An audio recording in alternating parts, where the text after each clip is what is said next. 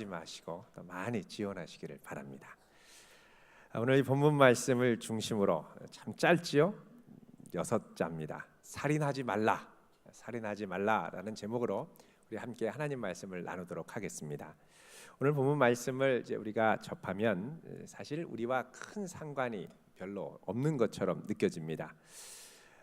살인한다라는 건 우리 일상생활 가운데 그렇게 자주 접하는 경험은 아닙니다.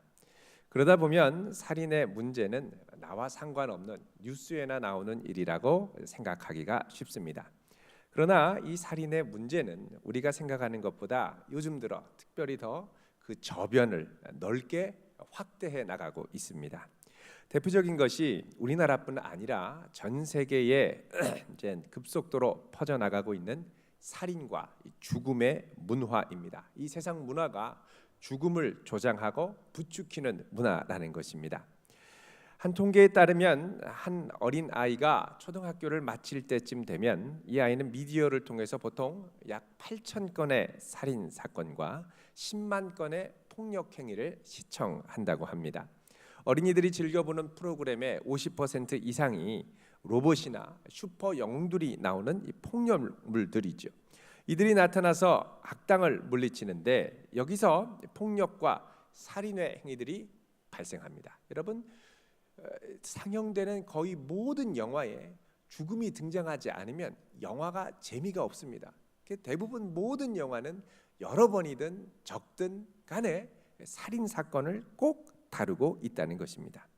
이것들이 오락과 재미를 위하여, 극의 효과를 위하여 소비되고 있는 형태입니다. 더구나 오늘날은 미디어 자체의 해상도와 촬영 기술이 발전하면서 살인에 대한 묘사가 매우 사실적입니다. 그래서 이전보다 훨씬 더 피를 많이 흘리고 잔인하게 더 많이 죽는 장면들이 나옵니다. 예전에는 총을 탕탕탕 쏘면 그냥 이 가슴을 움켜쥐고 으악 하고 쓰러지면 죽는 걸로 알았습니다. 요즘엔 그렇게 죽으면 안 봅니다. 사실감 있게 죽어야 되죠. 그럼 어떻게 됩니까? 여기 막 이 피가 이렇게 물감을 넣어가지고 막 사방으로 튀고, 거기 튀는 것만이 아니라 이 총을 쏜 사람의 이 얼굴에도 피가 팍 튀는 장면 정도가 나와야 죽었다 이렇게 생각을 하죠. 전에는 칼로 찌르면 그냥 으악 하고 그냥 얼굴만 보여집니다. 그리고 막 이 표정 연기로 죽어가는 공포에 질린 으악 하고 이제 죽는데, 요즘에는 그냥 찌르는 게 아니라 찔러서 좌우로 뱃속을 헤매고, 그리고 막 속에 있는 게 나와서 막 피와 이게 막 이 선혈이 낭자하게 나와야, 그래야 이제 죽는 걸로 이제 우리가 이해를 합니다. 자, 이런 잔인한 것들이 오락의 소재로 소비되는 소비재인 것입니다. 그리고 오늘날의 소비 이 사회 가운데 제일 많은 소비가 죽음의 소비, 살인의 소비로 이야기를 합니다. 전에 은퇴한 미군의 군대 심리학자인 이 그로스만이라고 하는 이제 퇴역 중령입니다. 이분이 군인들에게 살인에 대한 이 자연스러운 이 거부감, 사람은 누구에게나 이 거부감이 있죠. 이런 거부감을 극복하도록 훈련하는 심리 전문가로 활동을 했었습니다. 이분이 사람을 죽이고도 죄책감에 덜 사로잡히고 그러면서 정신을 온전히 지켜내도록 하기 위해서 보통 이 군인들에게 시행하는 훈련이 조건화와 탈감각화라는 것입니다. 조건화라는 것은 전쟁의 조건, 폭력의 조건이 되면 이런 것들을 시행해도 전혀 문제가 되지 않는다라고 심리적으로 완화를 시키고, 탈감각화라는 것은 살인을 다양한 관점으로 자주 접하게 해서 사람을 죽이는 것에 대해서 점점 무감각하게 만든다는 것입니다. 그래서 사람을 아주 잔인하게 죽이는 좀비 게임 이런 것들, 그리고 이 사람을 죽이는 게임 같은 것들을 군인들에게 자꾸 하게 하고, 또 폭력적인 전쟁 장면에 담긴 비디오를 주기적으로 시청하게 합니다. 그렇게 되면 전쟁의 상황을 마치 게임이나 다큐멘터리의 영화의 한 장면으로 인식하게 하면서 그것을 살인에 대한 감각을 마비시키는 효과를 가져오게 한다는 것입니다. 자, 이런 훈련 군인들만 받는 게 아닙니다. 우리도 모르게 미디어를 접하면서 비디오 게임을 하면서 자연스럽게 이제 훈련을 받게 되는 효과를 우리가 경험하는 것입니다. 가끔씩 묻지마 살인이 일어날 때가 있습니다. 아무 이유 없이 소중한 사람들의 생명을 앗아가는 것이죠. 전에도 한 곳에서 한 사람이 신문지에 칼을 싸가지고 들어가서 그 시청 안에서 무차별로 우리나라에서 사람을 죽여서 뉴스에 나온 적이 있습니다. 왜 이런 일을 할까? 물론 사회에 대한 원망과 불만도 있겠지만 많은 경우에 이 비디오 게임을, 잔인한 게임들을 막 하다가 이걸 계속하니까 실감이 나지 않으니까 이 게임의 주인공처럼 자기도 직접 체험해보고 싶어서 이런 일을 저지른다라고 고백하는 경우가 심심치 않게 일어나고 있습니다. 자, 그렇다면 우리나라에서 이 살인의 현실은 어떠할까요? 2015년 통계로 우리나라에 한 해 동안 958건의 살인 사건이 일어났습니다. 인구 10만 명당 1.9명입니다. 이게 한때 2.6명까지 올라갔다가 요즘에는 이제 감소하고 있습니다. 특별히 금융 위기를 전후해서 이런 사건들이 많이 일어났습니다. 그렇다고 해서 이것이 생각보다 이제 적구나라고 생각할지 모르겠습니다만 이웃 나라를 비교해 보면 이게 결코 적지 않다라는 걸 알 수 있습니다. 이웃 나라 일본은 0.4명입니다. 10만 명당. 그러니까 우리나라에 비해서 4분의 1도 일어나지 않는 것이죠. 영국은 1.2명, 독일은 0.8명입니다. 물론 총기 사용이 허락된 미국은 상당히 그 비율이 높습니다만 주변의 다른 나라들과 비교하면 여전히 우리나라의 살인율은 높은 편입니다. 그런데 이런 직접적인 살인 못지않게 우리 사회에 만연해 가면서 점점점 그 저변을 넓혀가고 있는 살인의 방식이 있는데 그게 바로 사회적인 살인입니다. 사회적 살인. 사회의 제도와 시스템 그리고 문화로 인해서 한 개인을 죽음에 이르게 하는 것입니다. 대표적인 것이 자살입니다. 자살은 2015년 기준으로 우리나라 인구 10만 명당 26.5명이나 됩니다. 살인 아까 1.9명이라고 그랬죠. 그거에 비해서 10배 이상, 13배, 14배 가까이 많은 것이 바로 스스로 자기의 생명을 앗아가는 것입니다. 뿐만 아닙니다. 가난과 질병 가운데 몸져 누웠는데도 이런 이들을 사회적으로 관심 갖지 않고 방치해서 죽음에 이르게 하는 이른바 고독사도 늘어납니다. 얼마 전에 부산의 한 40대의 남성이 죽은 지 집안에 9개월간이나 방치가 돼서 미라화가 시신이 되어가는 걸 보고 발견돼서 사회적인 문제가 된 적이 있습니다. 지난 한 해 우리나라에서 고독사로 사망한 분이 1232명으로 집계가 됐습니다. 그러니까 살인보다 더 많은 것이 고독사라는 것입니다. 이 고독사가 지난 5년 사이에 우리나라의 77.8%로 급증을 하면서 살인으로 인한 사망자보다 훨씬 더 많이 늘어나게 됐습니다. 자, 이런 사회적 죽음까지를 고려하면 살인의 문제는 꽤나 폭이 넓어지고 복잡해집니다. 자, 그렇다면 오늘 말씀 가운데 이 살인하지 말라라고 하는 이 말씀을 어떻게 이해해야 할까요? 우선 이 본문에서 사용된 살인하다라는 단어의 원문적인 용례를 살펴볼 필요가 있습니다. 여기서 사용된 살인하다라는 단어는 히브리어로 라차흐라고 하는 단어가 사용이 되었습니다. 성경에서 사람을 죽이는 단어는 이 라차흐 말고도 하라그라고 하는 단어가 있습니다. 이 하라그라고 하는 단어가 주로 많이 사용이 됐고 이게 성경에 총 165회나 등장합니다. 그런데 십계명에서 사용된 이 라차흐라고 하는 동사는 46차례 정도만 사용이 되었습니다. 그렇다면 이 차이가 뭐냐? 특별히 이 라차흐라고 하는 동사는 사람을 불법적으로 살해할 때 사용하는 단어로 쓰였습니다.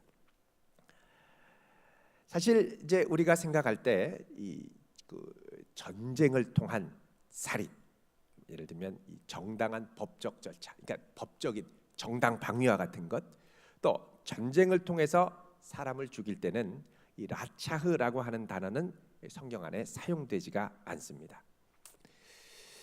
어떤 분은 전쟁을 통해 사람을 죽이는 것이 과연 성경이 금하는 것이 아니냐라는 문제를 제기하기도 합니다. 물론 어떤 이단들은 이것을 끄집어내서 사람 죽이지 말라, 살인하지 말라고 이 십계명에 말씀했다고 해서 양심적 병역 거부라는 이름으로 입영하는 것 자체를 거부하도록 부추기고 총을 드는 것을 거부하도록 부추깁니다. 사람 죽이는 총을 들지 말라는 것이죠. 그러나 성경에 보면 이 하라그라고 하는 동사를 사용해서 나라를 위해 전쟁에 나서는 것을 반대하지는 않았습니다. 하나님께서는 이스라엘 민족이 주변의 이방 민족들에게 둘러싸여 공격받을 때 일어나서 싸울 것을 명령하셨습니다. 자, 이런 단어의 용례로 인하여 전에 우리나라에서도 이것이 문제가 된 적이 있습니다. 여러분 잘 아시는 안중근 의사, 이분이 이토 히로부미를 살해하고 일본 재판정에서 사형이 언도됐습니다. 일주일 만에.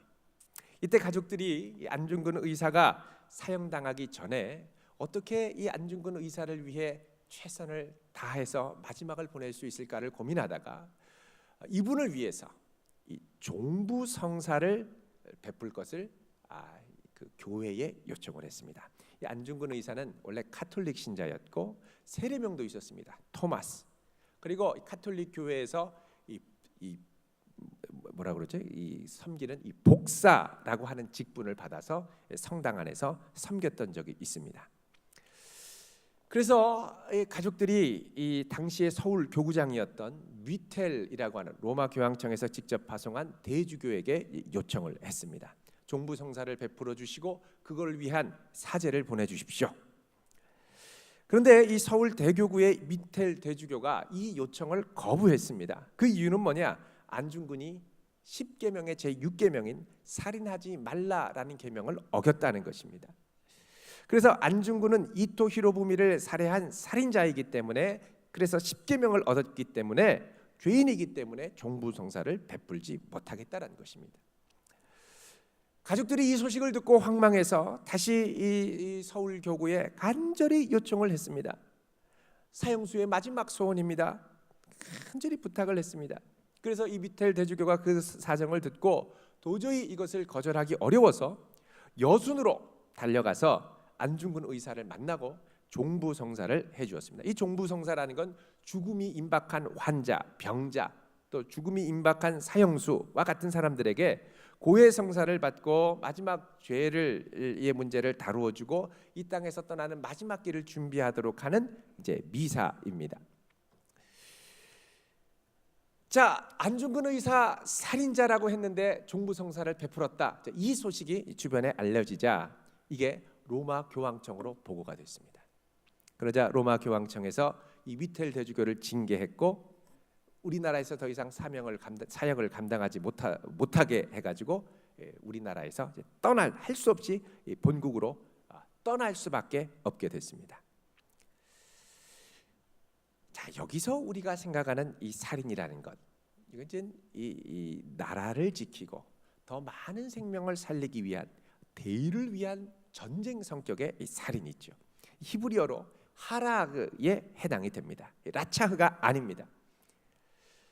하지만 로마 카톨릭은 안중근 의사를 오랫동안 살인자로 규정을 했었습니다. 그랬던 것이 1993년 8월에 이 문제로 서울의 이 가톨릭 교리신학원 강당에서 안중근 심포지엄이 열렸었습니다. 이 문제로 깊은 신학적 검토를 하고 그 당시에 이 서울 교구장이었던 김수환 추기경께서 추모미사 강론에서 안중근 의사의 의거가 카톨릭 신앙과 상치된 것이 아니다라고 하면서 신앙과 조국에는 분리될 수 없고 또 일제의 무력 침략 앞에 민족의 근엄과 국권을 지키기 위해서 행한 모든 행위는 정당방위의 의거로 보아야 한다라고 말했습니다. 그래서 안중근 의사의 행동을 로마 가톨릭이 제2 바티칸 공회에서 발표한 새로운 문서가 있는데 여기에 의로운 전쟁이라고 하는 항목이 있었습니다. 이 근거를 가져다가 안중근 의사의 행동을 인정해 주었습니다. 1999년에 몇십 년 동안 죄인이었다가,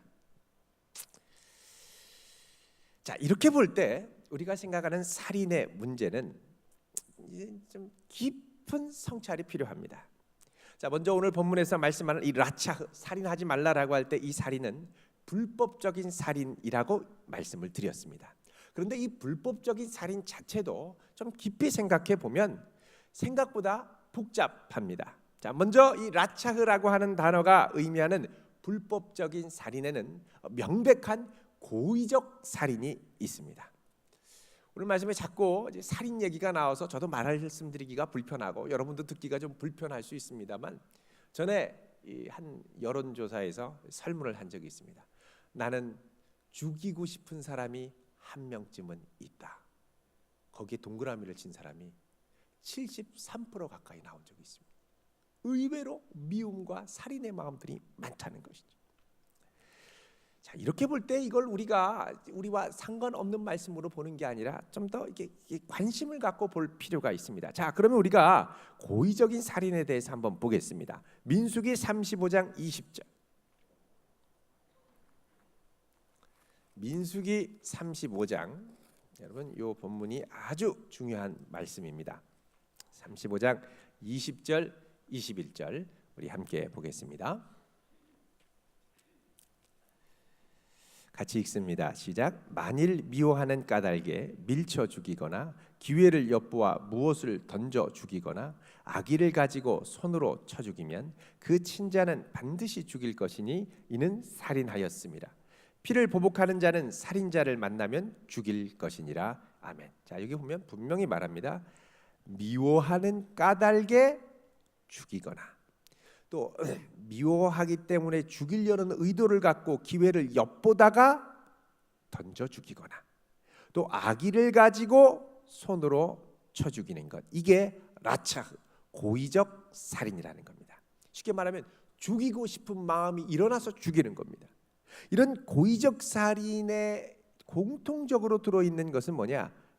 그 이전에 죽이고 싶은 마음, 시기심, 미움, 분노, 증오, 탐욕과 같은 죄된 의도들, 악한 고의성들이 포함되어 있다는 것입니다. 자, 이런 살인에 대해서 하나님은 뭐라 그러냐? 생명으로 갚아야 된다고 말씀합니다. 그 이유가 뭐냐? 35장 33절에 보면 우리 같이 읽습니다. 시작. 너희는 너희가 거주하는 땅을 더럽히지 말라.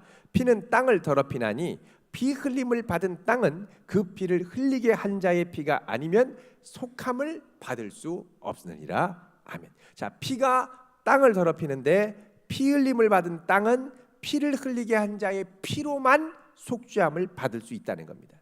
하나님께서는 이런 살인에 대해서 아주 철저하게 금지하십니다. 자, 그 다음에 이 불법적인 살인 두 번째 경우가 있습니다. 그건 뭐냐면 이 라차흐라고 하는 것은 불법적인 살인이긴 하지만, 불법이지만 때로는 고의적인 의도가 없이 사람을 죽음에 이르게 할 때도 있다는 것입니다. 자, 35장 22절 보면 이렇게 말씀을 합니다.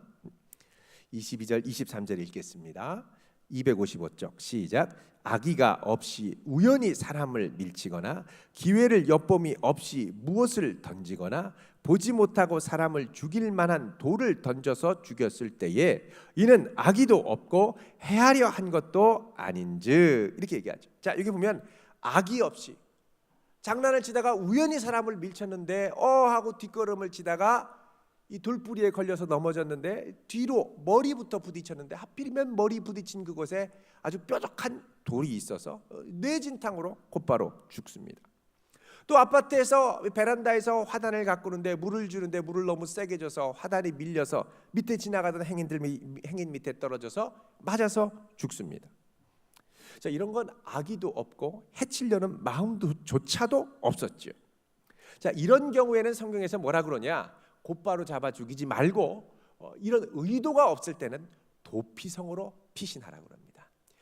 하나님께서 가나안 땅을 허락하실 때 그 가나안 땅에 요단 동편에 3개, 요단 서편에 3개 해서 모두 6개의 도피성을 주시고 부지 중에 살인한 경우 그의 억울한 죽음을 막기 위해서 글로 가도록 하셨습니다. 그 도피성에 들어가면 판결을 받고도, 무죄 판결을 받고도 그 성 안 대제사장이, 이스라엘의 대제사장이 죽기 전까지는 절대 그 성 밖을 벗어날 수 없었습니다. 여전히 죄가 있는 죄인으로 여겼습니다. 만약 이 사람이 도피성을 벗어나서 자기 마음대로 가다가 자기가 죽였던 사람의 가족을 만나서 그 가족이 이 사람을 보고 복수를 하면 그 가족은 죄가 없다고 말씀합니다. 그러니까 평생을 제사장이 죽어서 대속하기 전까지는 그 도피성에 머물러 있어야만 했습니다. 그러니까 이 우연히 죽였던 죽음도, 저질렀던 죽음도 죄이지만 하나님이 특별한 자비로 죽음을 면제해 주신다는 것을 우리가 알 수 있습니다. 자, 의도가 없는데 나도 모르게 죽이는 사건, 이런 거는 오늘 우리 사회에도 많이 일어납니다. 이걸 뭐라 그러냐? 과실치사라고 그럽니다. 과실치사. 의도는 없었지만 관광버스를 몰고 가다가 졸음운전을 하는 바람에 의도치 않게 많은 생명을 죽였습니다. 또 의도한 것은 아니지만 차를 몰고 가다가 갑자기 이 좁은 골목 사이에 사람이 갑자기 나오는 바람에 쳤습니다. 자동차 후진을 하다가 뒤에 있는 어르신을 보지 못하고 쳐서 살인, 죽음에 이르게 했습니다. 여러분, 이렇게 죽는 사람이 우리나라에 매해 약 5천 명 정도가 됩니다. 2015년에 이르러서야 그동안 36년 동안 매해 5천 명을 넘기던 게 처음으로 5천 명 미만으로 떨어지기는 했습니다만, 여전히 교통사고로 죽는 이 교통사고 사망자 비율, 과실치사로 인한 사망자 비율이 살인으로 죽는 사람보다 5배나 많습니다. 이런 걸 방지하기 위해서 우리는 사전에 안전운전과 방어책을 마련해야겠죠. 자, 그다음에 세 번째로 이 라차흐라고 하는 이 동사에는 간접적인 살인과 사회적 약자에 대한 간접적 살인이 의미가 들어 있습니다. 열왕기상 21장 19절을 보면 엘리야 선지자가 아합 왕이 나봇의 포도원을 빼앗은 것을 두고 내가 그를 라차흐, 살인하여 빼앗았다고 말씀합니다. 사실 아합 왕은 직접 이 나봇에게 손을 대지 않았습니다. 아내인 이세벨이 모의를 꾸며서, 그것도 합법적으로 성 안의 장로들 두 사람을 거짓 증인으로 세워서 법을 교묘하게 이용해서 죽였습니다. 근데 하나님께서는 이걸 두고 뭐라 그러냐? 내가 라차흐, 죽였다라고 선언하시는 겁니다. 또 시편 94편 3절 이하를 보면 이렇게 말씀합니다. 여호와여, 악인이 언제까지 개가를 부르리이까? 과부와 나그네를 죽이며 고아들을 살해하며 라고 말씀합니다. 여기 고아, 과부, 나그네를 살아야 한다라는 것은 뭐냐? 연약한 자들을 박해하고 학대해서 그들에게 있는 삶의 의지를 꺾어버리고 그들에게 있는 삶의 가능성을 다 빼앗아 버리는 일종의 사회적 살인을 의미합니다. 이런 면에서 성경은 처녀를 강제로 성폭행하는 것을 살인과 동일시합니다. 요즘 이 성폭행의 문제가 많이 사회적으로 이슈가 되지 않습니까? 자, 신명기 22장 25절 말씀 이하에 보면 이렇게 말씀을 합니다. 만일 남자가 어떤 약혼한 처녀를 들에서 만나서 강간하였으면 그 강간한 남자만 죽일 것이요 처녀에게는 죽일 죄가 없습니다. 이 일은 사람이 일어나 그 이웃을 쳐 죽인 것과 같은 것이라 말씀합니다. 처녀를, 결혼을 앞둔 처녀를 강제적으로 성폭행하는 것은 사람을 쳐 죽인 것과 같은 것이라는 겁니다. 여러분, 한글 성경에는 이제 빠져 있는 이 표현이 있는데 이 원문으로 보면 그 여인의 네페시, 생명을 앗아갔기 때문이다라고 말씀합니다. 이건 뭐냐? 생명의 가능성, 이 여인이 앞으로 결혼 이후에 살아야 할 풍성한 삶의 가능성을 이 강제적인 폭행으로 다 앗아갔기 때문에 이것은 살인과 마찬가지라고 성경이 규정을 하는 것입니다. 자, 이런 의미에서 우리는 낙태라는 문제를 깊이 고민해 봐야 됩니다. 여러분, 낙태라는 것은 한 생명의 가능성을 사람이 우리가 미리 판단하여 다 가져가는 행위입니다. 우리의 생명은 언제 시작됩니까? 시편 139편 13절에 보면 생명이 모태에 들어서면서부터 시작합니다. 시편 139편 13절에 보면 주께서 내 내장을 지으시며 나의 모태에서 나를 만드셨다고 분명히 말씀합니다. 모태에서부터 하나님의 창조 행위가 시작된 것입니다.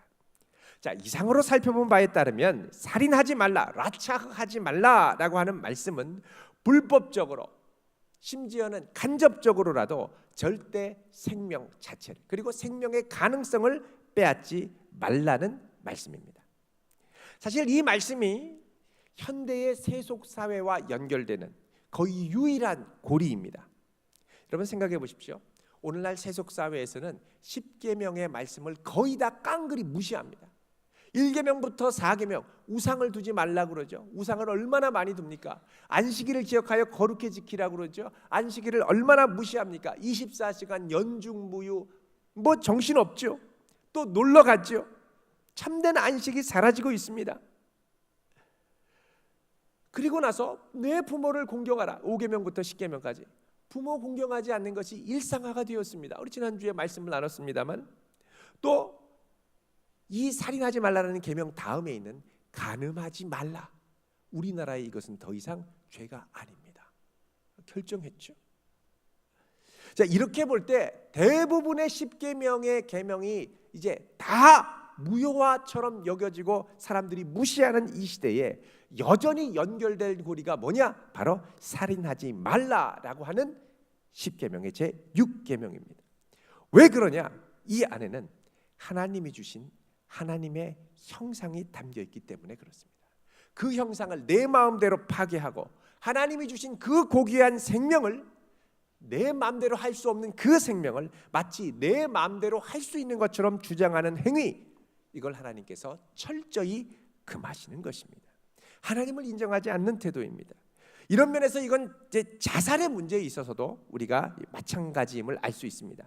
자, 살인이 타인의 생명을 내 마음대로 주장한다면, 자살은 내 스스로 받은 하나님의 형상을 파괴하고 하나님이 주신 생명을 내 마음대로 주장하는 행위입니다. 절대 해서는 안 되죠.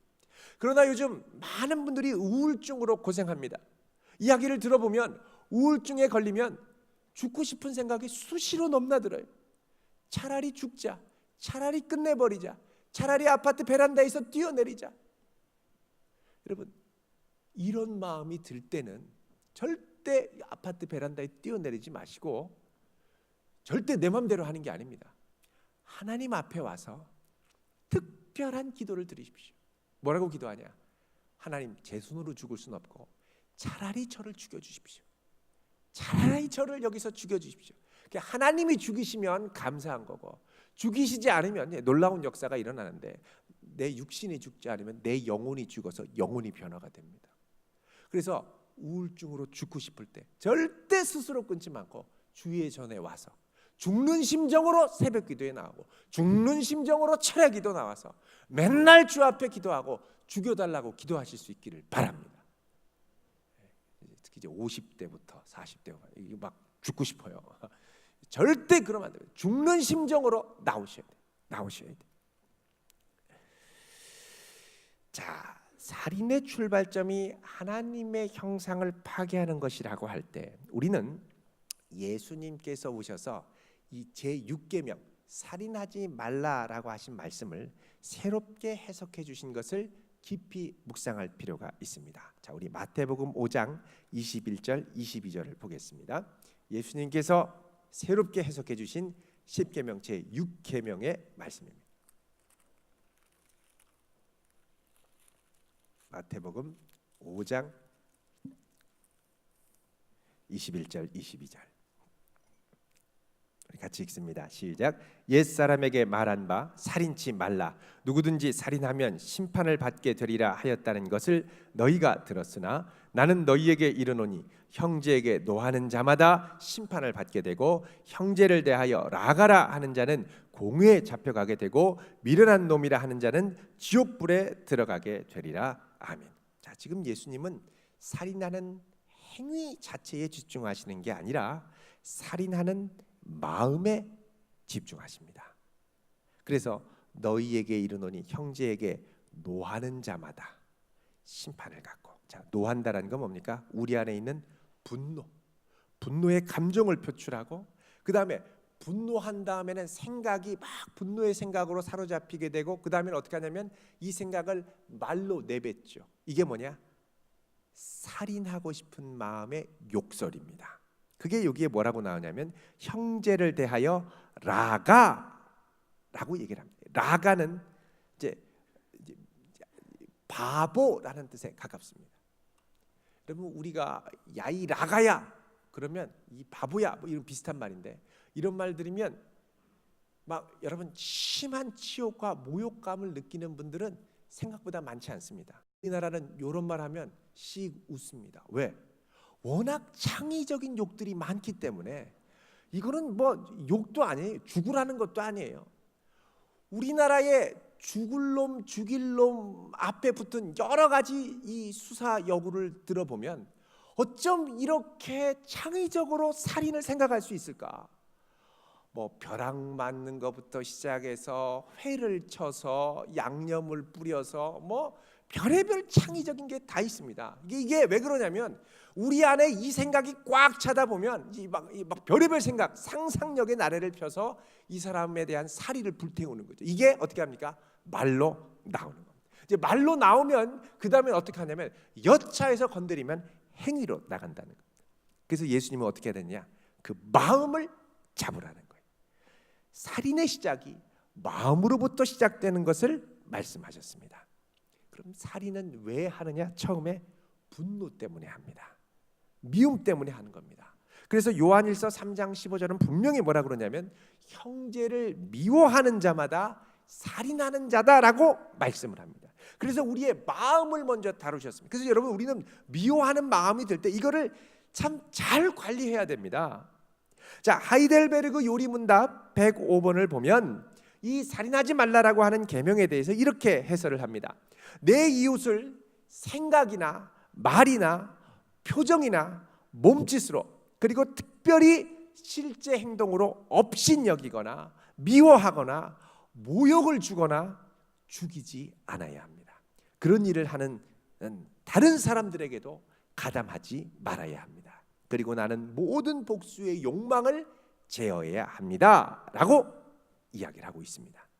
이 요리문답에 따르면 우리는 생각으로 이웃을 죽일 수 있고요, 또 이런 생각을 자주 하다 보면 말로 나올 수 있고요. 그래서 여러분 입으로라도 절대 확 죽여버릴까 보다 차라리 그럴 바에야 나가서 죽어라, 너 그러다 내 손에 죽어, 이런 말이 나오기 전에 생각을 꽉 붙들어 매야 됩니다. 이게 정말 말로 나가다 보면, 자주 나가다 보면 정말 행동으로 이어질 수 있다는 겁니다. 우리나라에 충동적인 살인이 상당히 많습니다. 홧김에 뿐만 아닙니다. 표정으로도 몸짓으로도 그를 업신여기면서 죽일 수 있다는 것. 이게 살인의 출발점이 된다는 것. 우리는 절대 우리 이웃을 업신여기거나 무표정하게 모른 척하거나 하지를 말아야 됩니다. 모욕을 주지 않도록 해야 됩니다. 자, 이어서 요리문답 106번은 이렇게 말하고 있습니다. 살인을 금함으로 하나님께서는 살인의 근원이 되는 시기, 증오, 분노, 복수심을 싫어하신다는 것을 우리에게 가르치십니다. 이러한 것들은 하나님께 살인에 해당되는 중한 죄입니다 라고 이야기를 합니다. 자, 살인의 근원이 되는 것이 뭐냐? 마음이라는 겁니다. 마음, 시기, 증오, 분노, 복수심. 갈라디아서 5장 21절에 따르면 분쟁, 시기, 분냄, 원수 맺는 것, 이런 일들을 하는 자들은 하나님의 나라를 유업으로 받지 못한다고 분명히 말씀합니다. 자, 그러면 우리 안에 예수님의 생명이 들어올 때, 또 성령께서 우리 안에 오실 때 놀라운 변화가 일어나는데, 그게 뭐냐? 미움이 사라지고 적의와 분노가 사라지고 기쁨과 감사와 평안이 찾아오게 되죠. 주님의 능력으로 우리는 이런 마음들을 몰아낼 수 있습니다. 그러다 보면 미워하기보다는 이해하려고 하고 분노하기보다는 긍휼히 여기려고 하게 되죠. 자, 이런 마음이 찾아오면 우리는 성도로서 새로운 차원의 살인으로 나갈 수가 있습니다. 새로운 차원의 살인, 이게 무슨 의미냐? 여러분, 요한복음 15장 12절부터 14절을 보겠습니다. 요한복음 15장 12절, 172쪽입니다. 신약성경.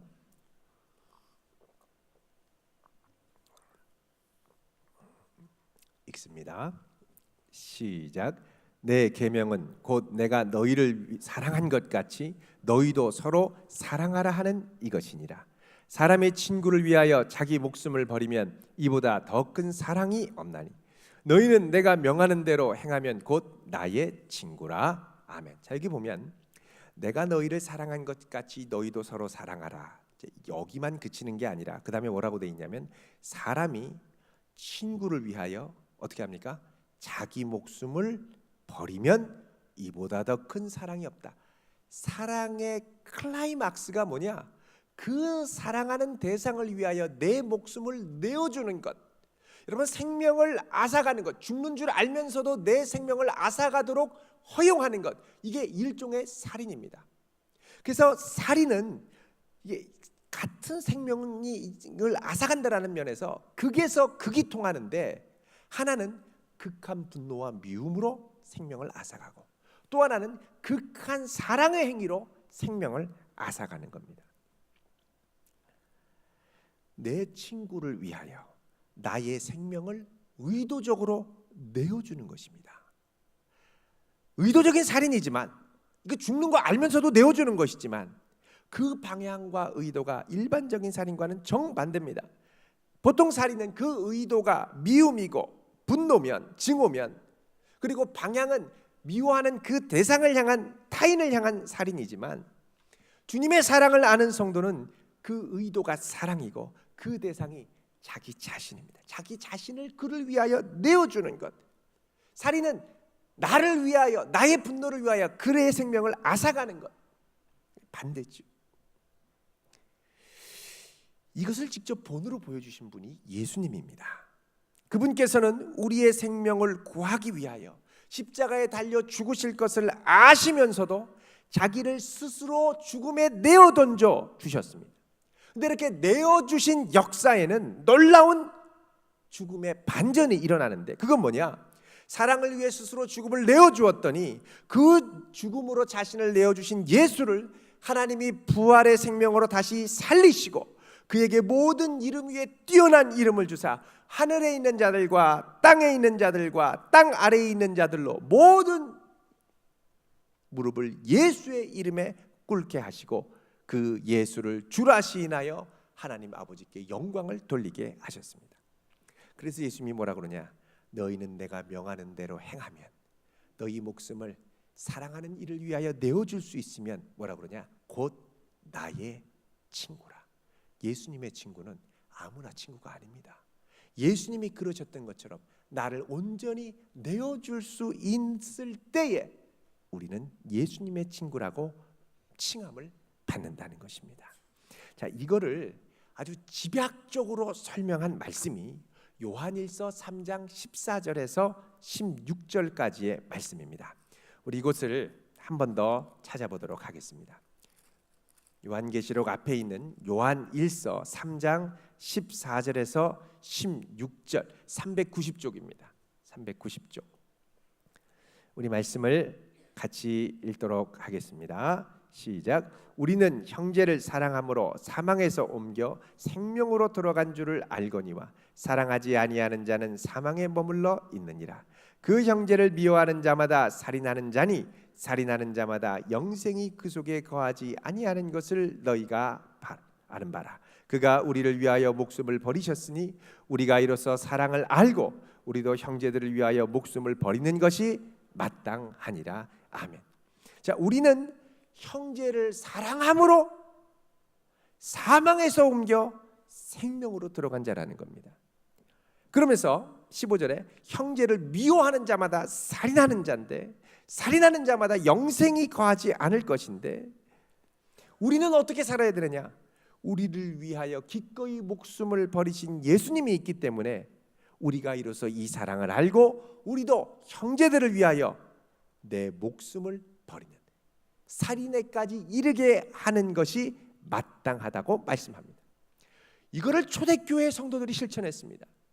초대교회 로마에 흑사병이 돌고 전염병이 돌고 많은 이들이 죽어나갈 때 초대교회 성도들은 기꺼이 전염되어 죽을 걸 알면서도 그들을 사랑으로 가족들이 다 버리고 동네 밖으로 내던진 그 사람을 자기 집으로 데려와 위로하고 치료하고 사랑으로 보듬고 때로는 같이 병에 걸려서 죽기도 하고, 이거를 로마의 백부장과 관리들이 보고 그 당시에 남긴 기록들이 있습니다.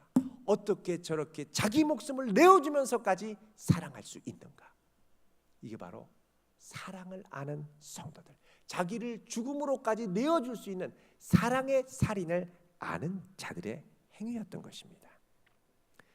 우리는 살인하면 단지 미워하지 않도록 내 감정을 억누르는 차원으로 생각하는데 이것만이 아닙니다. 주님께서 나를 사랑하셨던 것처럼 나도 그분을 사랑하고 더 나아가 그분을 위하여 내 목숨까지 내어줄 수 있는 사랑, 이게 바로 살인하지 말라는 명령 뒤에 감추어진 하나님의 뜻입니다. 이제 우리는 말과 혀로만 사랑하지 말고 행함과 진실함으로 사랑하는데 한 걸음을 더 내디딜 수 있기를 바랍니다. 절대 죽이고 싶다고 여러분 죽이려고 하지 마십시오. 차라리 나를 내어주고 내가 죽어야 됩니다. 그러면 다시 사는 역사를 우리 모두가 경험하게 될 줄로 믿습니다. 기도하겠습니다. 거룩하신 하나님,